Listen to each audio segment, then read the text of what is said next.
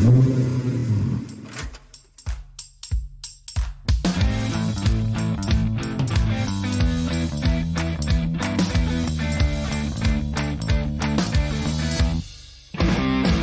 chers passionnés, bienvenue sur la chaîne Maximise ton potentiel.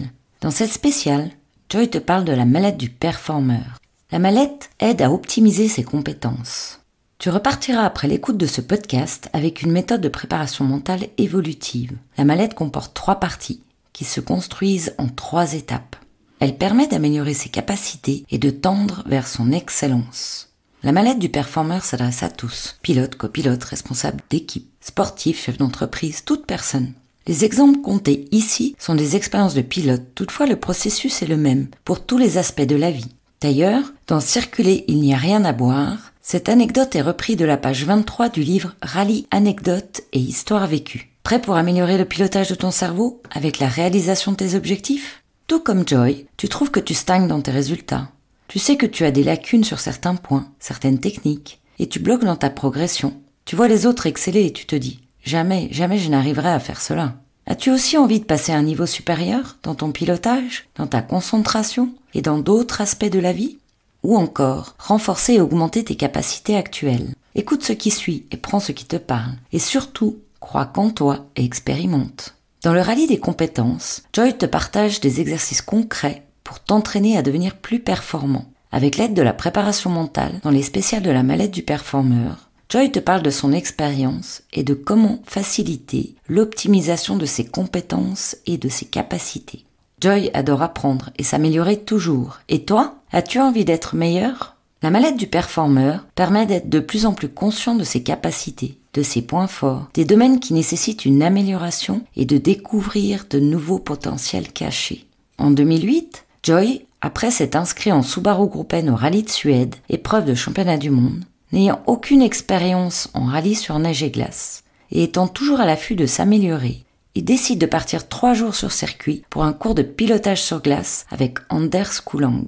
Frein, appel, contre-appel, dosage de l'accélération en courbe, sortie en glisse des 4 roues, c'est l'extase, il s'éclate. Cette sensation de glisse est fantastique, que du bonheur. Puis, au dîner, grande surprise, il est enchanté de rencontrer Stig Blomqvist, avec qui il passe un moment à discuter de pilotage. Les oreilles grandes ouvertes, Joy note tout ce qu'il peut dans son cerveau, afin d'écrire ce grand moment et les grandes astuces apprises dans son carnet de bord au moment de se coucher plus tard. Stig lui raconte cette anecdote appelée « Circuler, il n'y a rien à boire ». Oui, tu as bien entendu. Circuler, il n'y a rien à boire. L'histoire se déroule en Suède, par un hiver glacial. La chaîne de télévision nationale souhaite sensibiliser la jeunesse suédoise aux conséquences néfastes de l'alcool au volant. Jusque-là, rien d'anormal. Pour mieux faire passer le message, il est décidé de montrer la dégradation progressive des facultés visuelles et sensorielles de l'organisme grâce au concours d'un cobaye. Toujours rien d'anormal. Là où le dérapage commence à poindre, c'est à l'instant où le responsable de l'opération décide de programmer l'émission en direct. Est alors improvisé sur un lac gelé, un circuit ressemblant à une route de rallye suédoise. Il ne manque plus qu'un pilote. Qui d'autre que Stig Blomqvist pour tenir ce rôle, lui qui est une véritable star dans son pays. Le jour dit, des caméras sont placées en plusieurs points afin de suivre le pilote cobaye en continu. Notre champion du monde s'installe au volant, se sangle et effectue une première boucle à jeun afin d'établir un temps de référence. Ensuite, il ingurgite un premier verre de whisky et effectue un second tour. Manifestement, Stig est en grande forme, les trajectoires sont parfaites. Un second verre, une troisième boucle. Un troisième verre, une quatrième boucle. Un cinquième verre, et ainsi de suite. Le seul défaut, c'est que ses chronos s'améliorent régulièrement, tandis que son pilotage reste d'une propreté absolue. Le réalisateur de l'émission commence à manifester son agacement. Le choix du direct ne semble pas avoir été judicieux. Néanmoins, se poursuit encore quelques dizaines de minutes. Un whisky et hop, ça repart pour un tour. Encore un et un autre. Les chronos qui s'affichent sont stupéfiants. Le cobaye pilote de mieux en mieux et de plus en plus vite. Cette fois-ci, il faut arrêter l'émission de toute urgence. Quel exemple déplorable. Mais au fait, qui a choisi le pilote ? Joy éclate de rire, à en endolorir son ventre, et dit à Stig « Bien, là tu es tranquille pour ajouter le pilotage en état d'ébriété dans la partie de l'excellence de ta mallette. » Joy se dit qu'il a encore beaucoup à apprendre pour se rapprocher de ses espoirs de pilotage. et il s'empresse de compléter sa mallette de performeur dans la section compétences à améliorer et potentiel. Joy a pris conscience qu'une course peut être vécue avec des objectifs différents du résultat. Oui, il n'y a pas que le résultat qui compte pour performer. Le résultat, il arrive après, d'où son nom d'ailleurs. Il peut se présenter parfois différentes étapes dans la maîtrise d'une compétence qui amènent à performer, qu'elle soit technique, tactique, physique, stratégique, mentale. On peut se donner l'objectif de l'amélioration d'une technique sur une spéciale, un rallye par exemple, plutôt que le résultat. Joy me demande, au fait, pourquoi la mallette ? Eh bien, c'est que tu peux l'emmener partout et à tout moment avec toi pour performer plus et avec plus de facilité. Cette dernière se découpe en 3. En première partie, les capacités et les compétences acquises, celles que tu maîtrises. Par exemple, Joy excelle au frein à main. Il est très rapide dans le brouillard. Il y aura d'ailleurs une spéciale sur ce point où il te partagera ses astuces. Il s'endort avec facilité la veille d'une course. Oui, ça peut paraître anodin. Et pourtant, être en forme facilite la performance. Ça te parle ? En deuxième partie, les capacités et les compétences en voie d'acquisition. Par exemple, Joy avait besoin d'améliorer son pilotage sur glace. Il sait aussi que son freinage peut s'améliorer. Il sent qu'il freine souvent trop tôt ou trop tard. Parfois, il perd sa concentration. En troisième partie, les capacités et compétences potentielles ou pas encore acquises et parfois même inconnues. Avant la préparation mentale, Joy s'énervait souvent et se disait « bon, c'est comme ça ». Alors que la maîtrise des émotions, cela s'apprend. Il t'en parlera aussi dans les spéciales émotions. Parfois, Joy perd la motivation. Avant, il ne savait pas comment faire sur le moment. Et oui, cela nous arrive à tous. Et retrouver la motivation s'apprend. Tout comme Joy, prends un moment pour toi et pose-toi ces 2 questions. Première question. Quels sont tes points forts ? Réfléchis à 3 points. Quels sont tes points forts ? Ça y est, tu les as ? Deuxième question. Qu'est-ce qui te limite aujourd'hui dans tes résultats ? Réfléchis à 3 points. Qu'est-ce qui te limite aujourd'hui dans tes résultats ? Quand Joy a créé sa première mallette du performeur, il l'a utilisée de suite. Depuis, elle fait partie de lui. C'est devenu comme un jeu. Il s'observe et observe les personnes qui l'inspirent comme Stig. Il met sa mallette à jour avec régularité pour être encore meilleur à chaque course. Il aime à dire « c'est une mallette évolutive qui s'entretient comme un moteur ».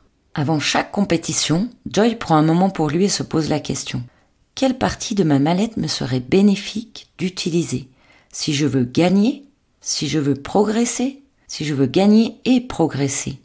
Ou encore, avant les essais, Joy regarde sa mallette et il se pose la question « qu'ai-je envie de déposer comme intention lors de mes prochains essais ? Qu'est-ce que je souhaite améliorer aujourd'hui ?» Joy choisit à chaque fois un seul objectif et il se concentre à 100% dessus. Cela devient son objectif principal. Je t'invite à écouter la spéciale compétence pilotage. Tu vas découvrir plus en détail l'application de la mallette avec des stratégies appliquées suite à l'auto-évaluation de Joy en pilote de rallye. Il désirait monter en compétence avec son pilotage, et ce avec l'aide de Michael avec son instructeur et de la préparation mentale spécifique. Joy a remarqué qu'en utilisant avec régularité sa mallette de performeur, il a pris de plus en plus conscience de ses capacités, et de par ce fait, il augmente avec régularité sa confiance. Si tu relèves le défi, tu constateras très vite l'efficacité de cet outil avec l'augmentation de tes succès. Voici les 3 étapes clés pour créer ta mallette de performeur. En premier, réaliser ton auto-évaluation. Tu as besoin de savoir ce que tu fais déjà qui te permet de bien performer à certains moments ou dans certaines situations. Et ce que tu fais qui interfère avec tes bonnes performances ou certaines parties de tes bonnes performances. Le but de cette auto-évaluation est de clarifier ses propres domaines d'excellence. On a vu avec Stig l'excellence de son pilotage sur glace. Puis, lister les domaines que tu souhaites améliorer. C'est l'auto-évaluation de ses performances et de ses non-performances. Prêt pour établir ton propre inventaire ? En deuxième étape, établir les stratégies pour réaliser les améliorations. Une fois que tu as terminé l'auto-évaluation, il t'est nécessaire de sélectionner des stratégies efficaces pour réaliser les changements positifs que tu recherches. Tu trouveras l'exemple d'une stratégie que l'on a appliquée en essai dans le podcast spécial Frentard pour améliorer cette compétence. Joy avait positionné en deuxième partie l'amélioration de ses compétences de pilotage sur glace. Pour répondre à son besoin, il est parti 3 jours en stage de pilotage en Suède.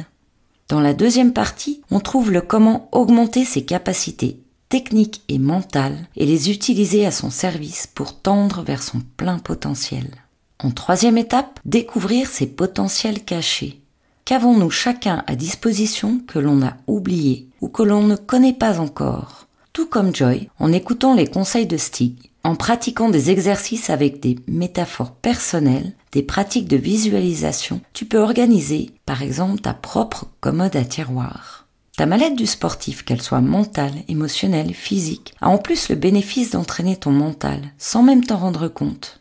Voici une interview de Camélia Liparotti, pilote officielle sur le rallye du Dakar et en rallye raid, qui a expérimenté la commode à tiroirs, ici appelée la mallette du performeur. Bonne écoute. Je vois derrière toi un meuble à tiroirs, c'est juste? Oui. Ça me rappelle nos séances de coaching. Tu avais utilisé ça en ressources dans la métaphore. Oui, c'est vrai. Tu vois, tu me rappelles plein de petits détails parce que ça fait quelques années maintenant qu'on a fait nos séances. Mes premiers pas vers la curiosité, vers la découverte de nouvelles sources, de nouveaux horizons en termes de course, parce que voilà, à la base, je suis venue vers toi pour mes rallyes, pour améliorer mes résultats et ma concentration, qui après s'est pratiquement transformée en une sorte presque d'école de vie que d'école de rallye. Et donc, les tiroirs, oui, c'est vrai qu'on avait des tiroirs avec plein d'exercices et plein d'idées qui, mine de rien, avaient l'air faciles et simples, mais en réalité, je sortais toujours de tes séances avec les yeux qui brillaient, mais fatiguée mentalement. Donc, c'était du travail pur. Une spéciale incroyable, presque, je peux dire, plus exigeante que plein d'autres occasions ou spéciales de rallye ou événements ou même des examens dans la vie. Sortir de ma petite tête des choses que je n'imaginais même pas. Ouais, et ça, c'était en 2016. Je me rappelle, au départ, tu m'avais contacté pour un coaching de performance en tant que navigatrice. Tu avais comme projet le rallye de Sardaigne avec comme pilote le PDG Europe Yamaha, c'est juste? Oui, avec Eric. Et après, au fur et à mesure des séances, il y avait ce projet qui émergeait d'être pilote officiel, SSV, et de participer à la conception d'un SSV. Exactement. Donc, c'est vrai que tu es arrivé au moment d'un changement quelque part de carrière. Et quand on connaît pas une chose, parce que j'ai pas de background voiture, quand on connaît pas une chose, en général d'ailleurs, on a un petit peu peur, non? Mais moi, j'ai toujours aimé aller à l'école. Pas seulement à l'école classique ou à l'université, mais j'ai toujours aimé faire des cours. Et là, quand j'ai vu que j'avais une faiblesse, je devais, pour commencer, de faire copilote, que j'avais aucune notion, à part le fait que c'est vrai qu'en moto et en quad, nous sommes tout seuls sur nos véhicules. Donc, du coup, on conduit, on lit le terrain et on lit le roadbook pour pas se perdre et avoir des performances aussi en navigation. Mais quand tu es à côté, après, que tu dois annoncer les notes, c'est ça qui me stressait quand je suis venue chez toi. Je savais pas lire les notes parce que quand moi, je suis sur ma moto, je m'annonce pas toute seule les notes, je me parle pas. Enfin, parfois, oui, je me parlais toute seule, mais tu vois, des moments, des solitudes parfois. Mais principalement, oui, je voulais comprendre ton expérience, la navigation et comment annoncer les notes et comment les comprendre. Parce qu'il suffit pas de lire un texte, il faut interpréter des dessins, il faut interpréter des notes et anticiper. Et une fois que tu as compris, si tu as compris, il faut les transmettre. Et c'est vrai que le miracle s'est passé du fait qu'on a travaillé ensemble, tu m'as beaucoup aidé et ma première expérience comme copilote sur le rallye de Sardaigne, on a gagné le rallye carrément. J'ai fait des erreurs, mais moins que les autres. Et puis, il y avait aussi ce côté relationnel, la différence entre être en quad seul et puis dans une auto à deux. Oui, exactement. C'est la chose qui surprend encore en tant que pilote, parce qu'au pilote, je l'ai fait très peu, on va dire, je dois avoir fait 5 courses vraiment sur le siège du copilote. Mais en tant que pilote, maintenant, donc depuis 2018, je roule pratiquement qu'un SSV. Donc, j'ai un copilote moi-même. Et Je te cache pas que sur les premières courses, je sautais presque dans le siège baquet quand mon copilote me commençait à parler. J'oubliais qu'il était là ou elle et que quelqu'un me parlait dans les écouteurs. Et le fait de partager, donc tu n'es plus seul, c'est génial. Et lui faire confiance quand il t'annonce les notes. Oui, on dit en rallye raid, c'est 50-50. De moyenne. Ouais, la moyenne. Parce que parfois, de moyenne.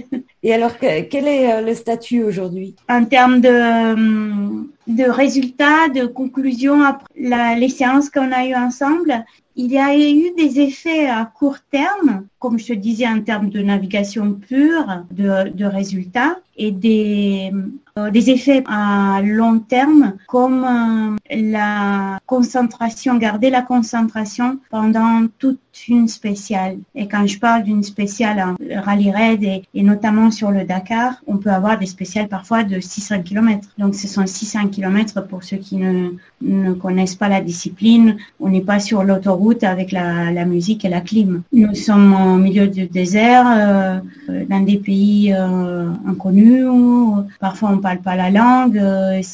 Mentalement, c'est très éprouvant, en plus du côté physique. Et le coaching aide à te détacher en quelque sorte de plein de choses qui polluent ton cerveau et qui deviennent presque des ennemis. Tu te fais peur tout seul parce que tu as peur d'avoir peur. Tu vois, tu pars dans le désert et tu te dis, mais si je casse, si je roule la nuit, je vais être la seule, je vais avoir peur. Donc, c'est dingue. On a peur d'avoir peur. Et quand tu as un mental qui est un peu entraîné, je dis pas qu'il faut être inconscient, hein. Il faut avoir peur, mais de la bonne peur en quelque sorte, de faire une sélection. Donc si j'ai une crevaison, même si je roule de nuit, je sais que de toute façon il y a quand même une organisation derrière, j'ai un hélicoptère, donc tu te tranquillises, tu te donnes des réponses presque tout seul pour que le mental se calme et que tu te concentres sur le moment présent. Donc c'est ça vraiment qui m'a aidé dans ton coaching. À travers l'observation et son propre auto-examen, ce qui lui a apporté le renforcement de son savoir-faire, accompagné de la roue d'excellence, Camélia s'est connectée à ses propres capacités pour les dépasser et en découvrir de nouvelles. En résumé, nous avons survolé la méthode de la mallette du performeur et aussi facilité l'optimisation de son potentiel et en découvrir de nouveaux. Si tu as envie d'aller plus loin sur le sujet, inscris-toi à l'un des ateliers live pour la construction de ta mallette. Tu trouveras le calendrier sous le lien ci-dessous. Le conseil de Joy. Ce sur quoi tu portes ton attention s'améliore. Avec la pratique assidue et ta propre auto-évaluation, après plusieurs essais-erreurs, tu atteins l'automatisme de ce mouvement avec le geste juste. Tout comme Joy, choisis l'action dans laquelle tu es le moins bon et pratique-la tous les jours pendant 1 mois, 2 mois, voire plus. Tu constateras de nettes améliorations. À un moment donné, ce geste sera devenu naturel et automatique. Alors, quand prévois-tu ton auto-évaluation? Et dis-moi, quel est ton plan d'amélioration de compétences? Ça va peut-être te prendre 10 minutes de temps en temps, et le gain de temps en spécial en sera bien plus grand. Je suis curieuse de savoir ce qui t'a le plus parlé dans cette spéciale, et aussi de connaître le résultat de ton auto-évaluation si tu souhaites la partager. Sur la page de calendrier, tu trouveras un formulaire en ligne pour donner tes appréciations, tes questions, ou proposer un sujet que tu souhaites écouter. C'est avec plaisir que j'y répondrai sur une prochaine spéciale podcast ou peut-être lors d'un débriefing en live. Je t'invite à écouter par la suite la spéciale compétence pilotage qui te donnera une idée bien plus précise de stratégies appliquées par Joy pour performer avec l'aide de sa mallette. Alors, à tout de suite pour suivre les aventures de Joy, dans un jour, dans une semaine, dans un mois. Pour la nouvelle spéciale, quand tu veux, c'est en ligne. En passant, si tu connais une ou plusieurs personnes que ça peut aider, apporte-lui ces informations en lui partageant les étapes. Merci pour ton écoute et surtout, rappelle-toi, là où tu regardes, tu vas. À bientôt sur la chaîne Maximise ton potentiel et bonne pratique.